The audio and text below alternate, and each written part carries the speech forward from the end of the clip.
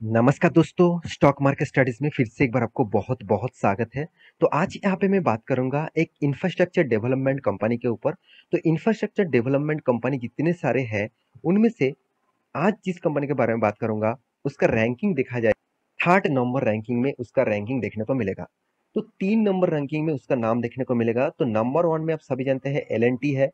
उसके बाद आप देखेंगे तो सेकेंड पोजीशन में जो है वो जी आर इंफ्रास्ट्रक्चर है।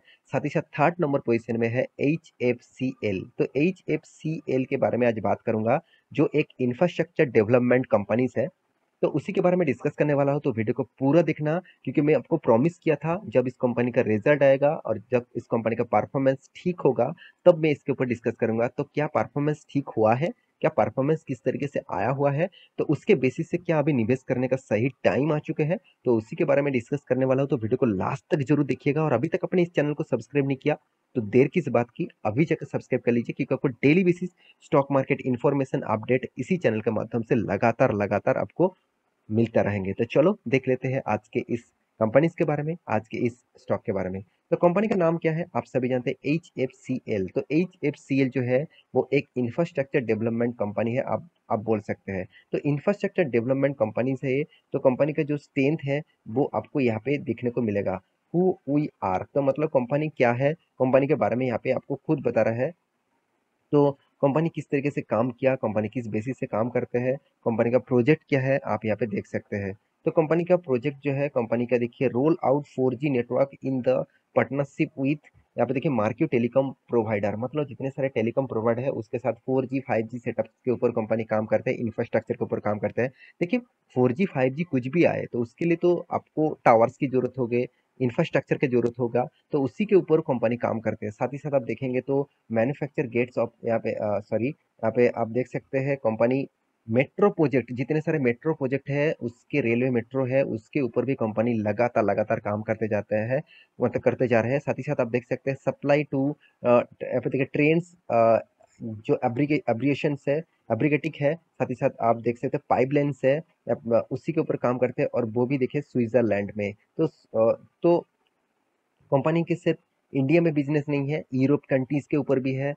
तो उसके ऊपर भी कंपनी काम करते हैं। जितने सारे गैस पाइप लाइन्स है, जितने सारे ट्रांसपोर्टेशन नेचुरल गैस है, उसके ऊपर पाइपलाइंस के ऊपर भी कंपनी काम करते हैं। तो कंपनी का जो बिजनेस मॉडल्स है, यहाँ पे आप देख सकते हैं, बाकी डिटेल्स भी आप व्यू मोर में जाकर देख सकते हैं। यहाँ पे देख सकते हैं और भी क्या बिजनेस है, मोबाइल डेटा, यहाँ पे देखिए, uploaded for the Indian largest telecom operator. तो जो डेटा ट्रांसफर होते हैं, जो डेटा कम्युनिकेशन होते हैं, तो उसके ऊपर भी, प्रोजेक्ट के ऊपर इसी कंपनी काम करते हैं, उसी इंफ्रास्ट्रक्चर के ऊपर काम करते हैं। तो देखिए, डेटा ट्रांसफर कहाँ से होगा, जितने सारे टावर्स होते हैं, आप देख सकते हैं यहाँ पे टावर्स जो है, इसी तरीके से टावर्स के प्रोजेक्ट के माध्यम से नेटवर्क, माइक्रोवेव, तो माइक्रोवेव टावर प्रोजेक्ट के माध्यम से आपको प्रोजेक्ट जो होता है, तो वो इसी कंपनी काम करते हैं।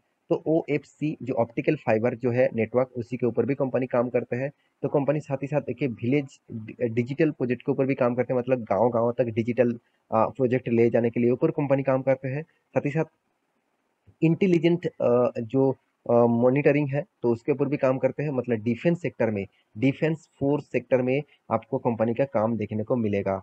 तो कंपनी का प्रोजेक्ट जो है मैं आपके सामने डिस्कस कर चुका हूँ। तो इस प्रोजेक्ट के बेसिस से कंपनी लगातार लगातार खुद को ग्रोथ कराते जा रहे हैं। तो कंपनी इंफ्रास्ट्रक्चर के होने के नाते, कंपनी इंडिया के थर्ड लार्जेस्ट कंपनी होने के नाते, क्या इस कंपनी के ऊपर निवेश करना चाहिए? तो उससे पहले कुछ पैरामीटर्स आपके साथ शेयर करूंगा। तो सबसे पहले जो पैरामीटर्स आपके साथ में कमेंटमेंट किया था कि आपको रिजल्ट आने के बाद मैं आपको दिखाऊंगा कंपनी का क्या स्ट्रेंथ है। तो इस बार Q2 का रिजल्ट आ चुके हैं, तो चलो उसी के ऊपर पहले मैं आपको दिखा देता हूँ।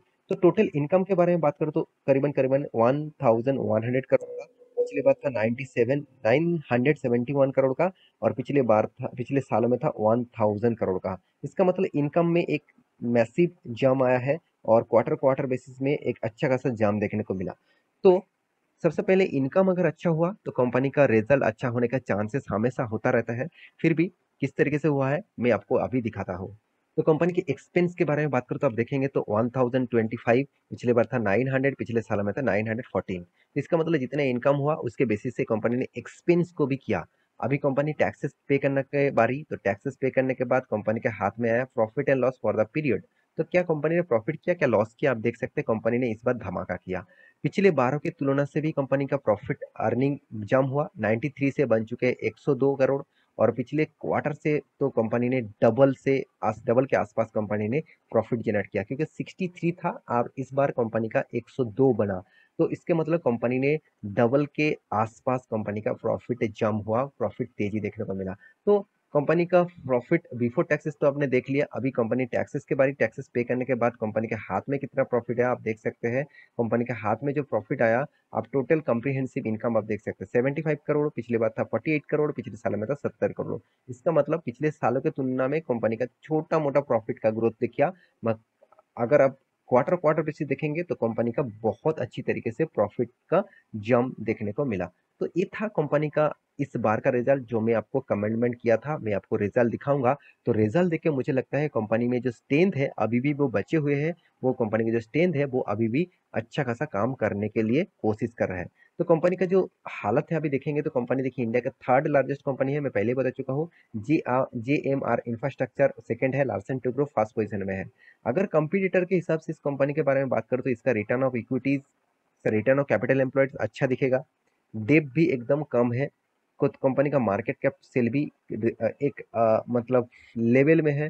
साथ ही साथ कंपनी का PPB रेशियो भी ठीक ठाक है। तो हर पैरामीटर यहाँ पे अच्छा दिखने को मिला है। कंपनी का जो एनुअली इनकम है कितना 300 करोड़ के आसपास, कर्जा कितना है 700 करोड़ के 750 करोड़ के आसपास। इसलिए कंपनी का डेप्थ ऑफ इक्विटी कितना बना 0.26। मैं आपको हमेशा बोल के आया हूँ कि 0.50 के नीचे अगर कोई भी कंपनी का डेप्थ दिखे तो उस कंपनी के ऊपर आप स्टडी करना स्टार्ट कर दीजिएगा। तो कंपनी का फ्री कैश फ्लो, हाथ में कैश भी है 23 करोड़ का, टोटल मार्केट कैप 10,000 करोड़ का। कंपनी का फी रेशियो कंपनी के इंडस्ट्री पी रेशियो से ज्यादा है, तो इसलिए वैल्यूएशन मुझे ज्यादा देखने को मिला। साथ ही साथ आप देखेंगे तो कंपनी का totally return of equity, return of capital employed एक एवरेज लेवल में है। उतना खास भी नहीं है, उतना खराब भी नहीं है।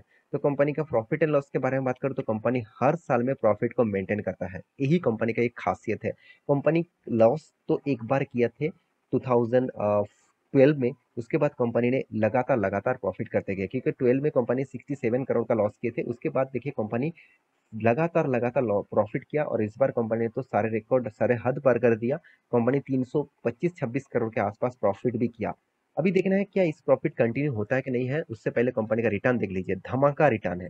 कंपनी धमाका बम्पर ऑफर का रिटर्न यहाँ पे दे चुके हैं। 10 साल में 21% का, 5 साल में 22% का और 3 साल में करीबन 60% के आसपास रिटर्न दिया।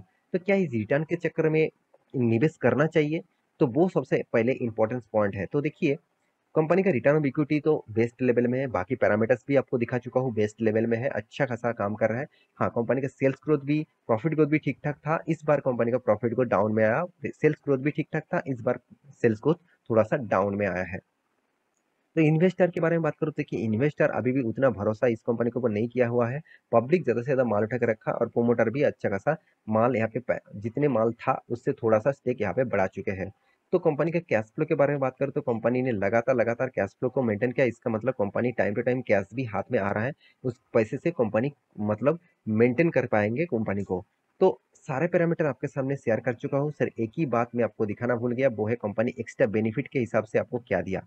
देखिए एक्स्ट्रा बेनिफिट के हिसाब से कंपनी आपको यहाँ पे डिविडेंड दिया हर साल में एक बार। 2020 और 2020 में कंपनी ने डिविडेंड नहीं दिया। 21 में, 22 में कंपनी डिविडेंड दिया, 19 में दिया था, 18 में दिया था। तो 2020 में कोविड के सिचुएशन में कंपनी डिविडेंड नहीं दिया। तो आप कहेंगे सर कंपनी का डिविडेंड का परसेंटेज देखिए बहुत बहुत कम है, यहाँ से मुझे क्या मिलेगा। देखिए कंपनी का प्राइस भी तो देख लीजिए, कंपनी का प्राइस कितना 75 रुपीज के आसपास है। इस कंपनी का चार्ट पैटर्न आपको मैं लॉन्ग टर्म विजन के दिखा दूं। कंपनी का हालत देखिए कहाँ पे था, 2000 का लेवल में था, आज कहाँ पे है, एकदम गिर चुके हैं। तो मैं पहले आपको डिस्क्लेमर दे चुका हूँ, हाई रिस्क कंपनी है, बहुत हाई रिस्क कंपनी है। अगर आपको रिस्क लेना आते हैं, अगर आप रिस्क लेना चाहते हैं तो इस कंपनी के ऊपर डिटेल्स में स्टडी करिए, उसके बाद रिस्क लीजिए। और फिर भी मैं रिक्वेस्ट करूंगा, आप रिस्क प्लीज रिस्क ज्यादा मत लीजिएगा, क्योंकि कंपनी का हालत अभी आप देख चुके हैं चार्ट पैटर्न में कहाँ पे था और कहाँ पे आ चुके हैं। तो मेरे हिसाब से इस तरीके से कंपनी के ऊपर रिस्क लेना, बहुत कम रिस्क लेना चाहिए। ज्यादा रिस्क लेंगे तो बाद में आपको पछताना भी शायद पड़े। तो आशा करता हूँ सारे जानकारी को मिल चुका है। मेरे वीडियो कैसे लगा जरूर कमेंट करना। इसी तरीके से वीडियो पाने के लिए चैनल को सब्सक्राइब भी करना। मिलते नेक्स्ट नया स्टॉक लेके, तब तक के लिए अच्छे से रहिए, आपने ख्याल रखिए, बाय बाय।